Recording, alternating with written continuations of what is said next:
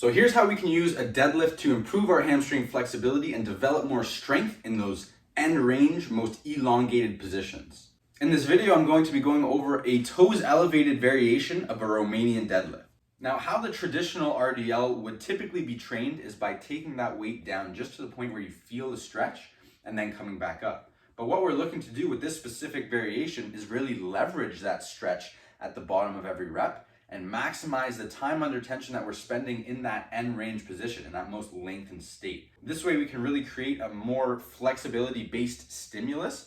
And you want to treat this exercise a lot more like a loaded stretch. So the goal of it is not to be moving maximum weight loads, but rather to take that weight through a full range of motion and really emphasize the end range strength component in that most lengthened state. So to set this one up, we're going to want to have something that we can use to prop our feet up into dorsiflexion. Now, I love to use a slant board for this one, mainly because it's so easy to control how much we're increasing the stretch just by how far up we walk our feet onto the ramp.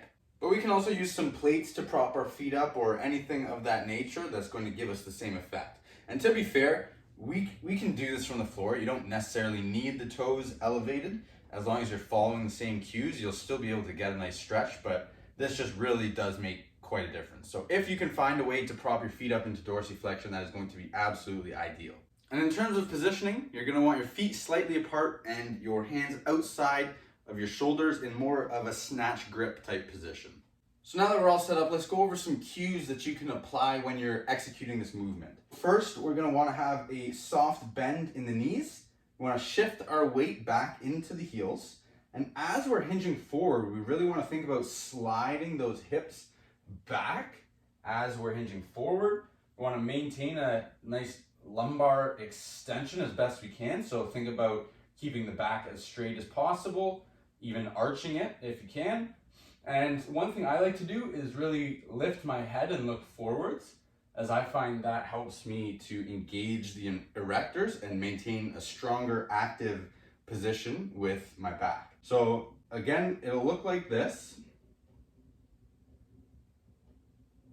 We're going to take that as far down as we can, hold that stretch, and then come up. So this will typically be prescribed with a slow and controlled eccentric, and then a hold in that end range stretch position.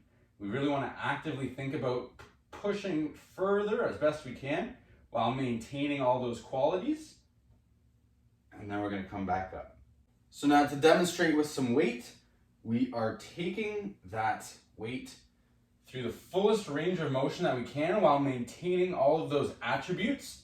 We're leveraging that stretch at the bottom, and then we're coming back up. And for some people, the end range might be here before they start to lose that back positioning and those attributes. And if that's the case, that's totally fine.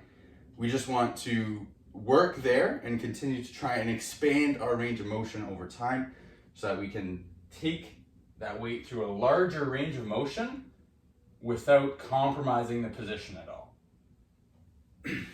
And when it comes to progressively overloading this exercise, we can either increase the stretch and elevate those toes even higher, or we can just increase the amount of weight that we're using.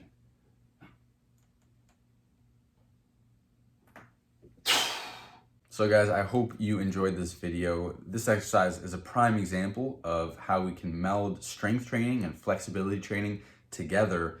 And the same principle really applies for most movements, honestly. If we can really start to emphasize the eccentric loading, that lengthening phase of the movement, and start to accumulate a little more time under tension spent in that end range position, that most lengthened state, we can generally use most of our exercises to help us develop, or at the very least maintain, a good level of flexibility without really having to change too much up about what we're doing. So anyways, guys, I hope this was insightful for you, and I will see you in the next one.